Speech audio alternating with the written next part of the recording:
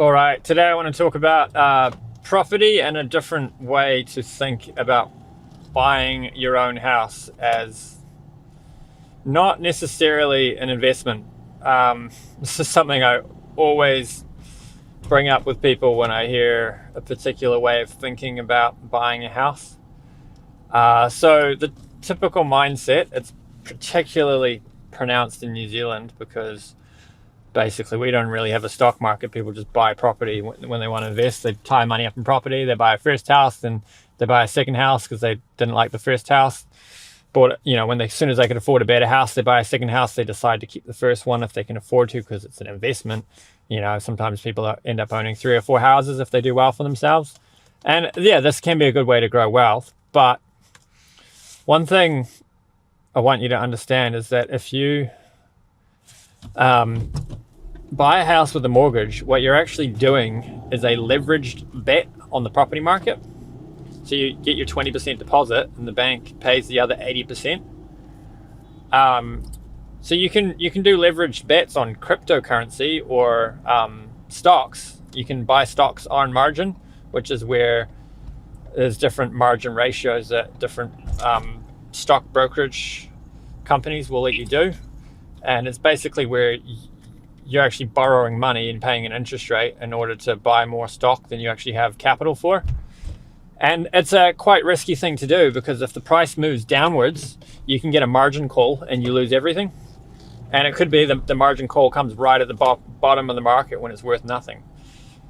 So you could say, oh yeah, but stocks and cryptocurrency is different. Property is stable. And this is true. Property is a much more stable investment than property. Than cryptocurrency and stocks, depending on the stock, of course, and depending on the country that you're buying property in. But it's still important to be aware that what you're doing is the same thing. The only difference is the stability of the value of property. If your house goes down in value by 20% and you put a 20% deposit in, goes down a little bit more, you could end up owing the bank money after selling the house. And so sometimes that happens, that people's property drops in value for 10 years until they get out of negative equity and can sell without making a loss.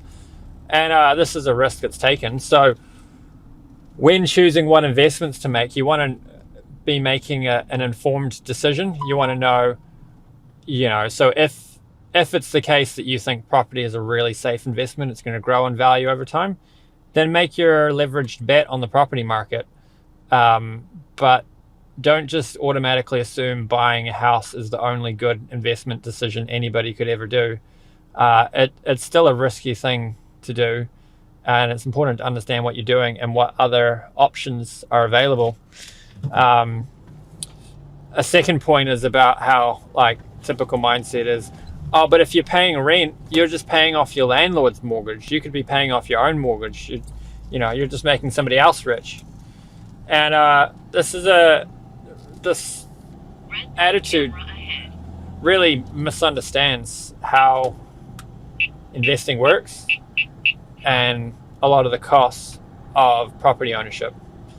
So a lot of landlords who own a property and rent it out are, depending on the market they're in, but I've seen it a lot in Auckland over the years, where they're negatively geared, is what they call it. So they've bought a property that is cash flow negative. What that means is, I had a friend once say he was $50 a week. So he owned a house and he had a rental. That one house he lived in, one he rented. The one he rented, it cost him $50 a week towards the mortgage. The rent didn't even cover the mortgage. And then if the roof leaked, if he needed any kind of maintenance work done on it at all, that just came straight out of his own pocket. The property did not pay for itself. So what he was doing is called speculating. It's where you make an investment that only makes sense if it goes up in value. So one thing I've realized lately is property is very similar to fine art. So the fine art market. So the property market and the fine art market share one thing in common, which is speculation. It took me a long time to understand how the fine art market really works, because when somebody's spending $200 million on a painting, I don't think it's possible that some rich guy puts that painting on their wall and looks at it every day and gets $200 million worth of value from looking at that painting. I don't think that happens. I think what they do when they spend stupid amounts of money on an antique piece of art from a famous artist is they think this has gone up 50 times in value over the last guy to buy it bought it 60 years ago and he's made so many millions. If I buy it today, in the future maybe I'll be able to sell it for a lot more millions. So it's a speculation. And a feature that speculative investments have that's not true of investments where there's some intrinsic value. So like if you're buying property as a cash flow investment, there has to be an underlying value there. And that underlying value determines the price. So I can buy this property for X price, it's got this many overheads, and it can bring in this much rent. So if I spend $500,000 on this property, I will make, say a good property investment, maybe you get a 7% net return if you get a good one, after servicing and everything. And that 7% or $500,000 works out to what? 14. Oh, let's say it's 10% to make the numbers easy. You get 50 grand profit a year. And then if the property price was $1 million, you'd say, well, no, then I'm only going to get 5%. I'd rather invest over here. Whereas if you're speculating, you'll pay absolutely any price for the property because it doesn't matter what price you pay for it today, so long as it's going to go up in value by some multiple of what you pay today. And this, I think, is one of the reasons why property is so expensive.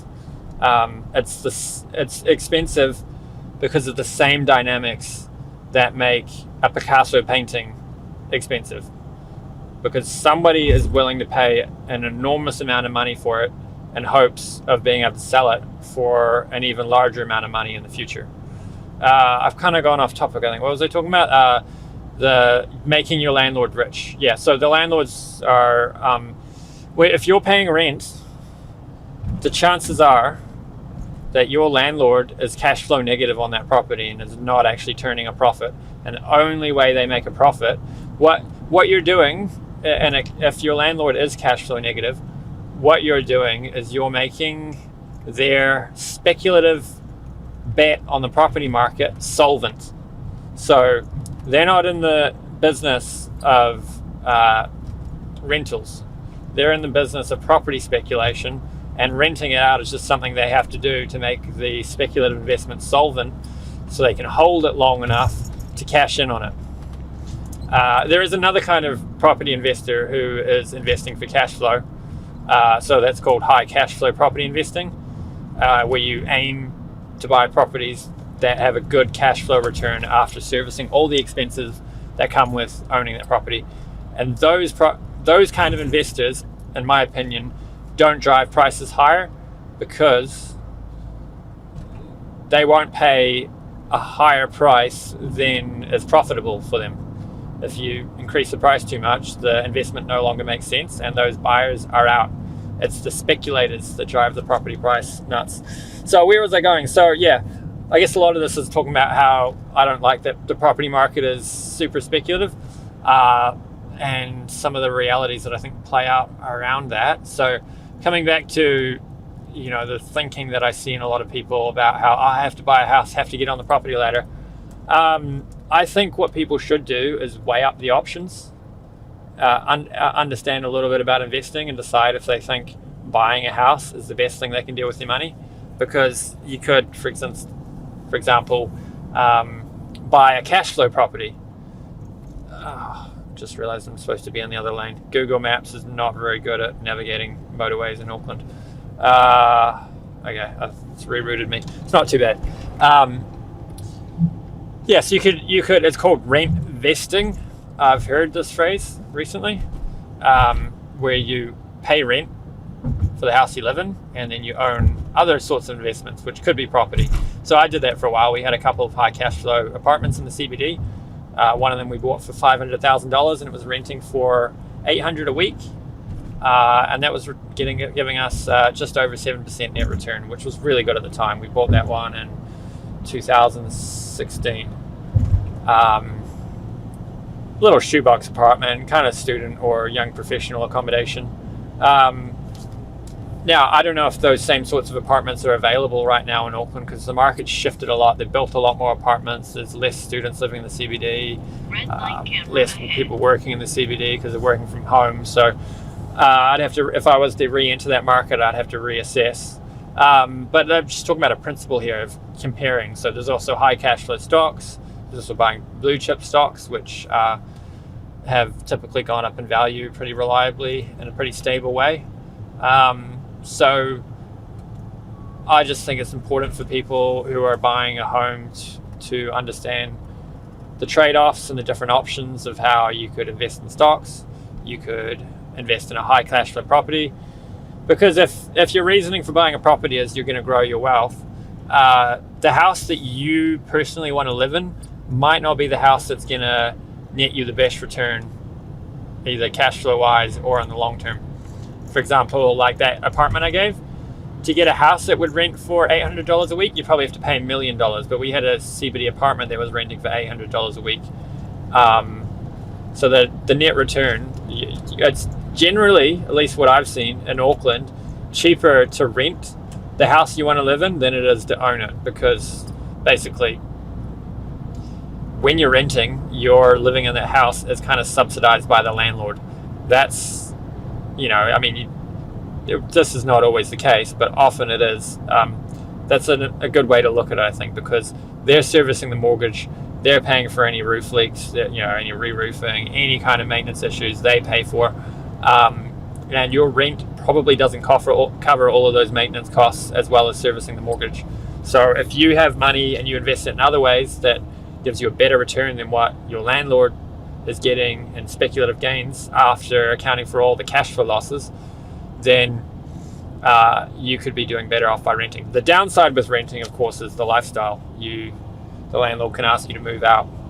You can't just make any changes you want to make to the property. So yeah, I think that was all I wanted to say on this. I'll probably make many more videos on this subject, but yeah, hope you found that interesting, and I'll catch you on the next one.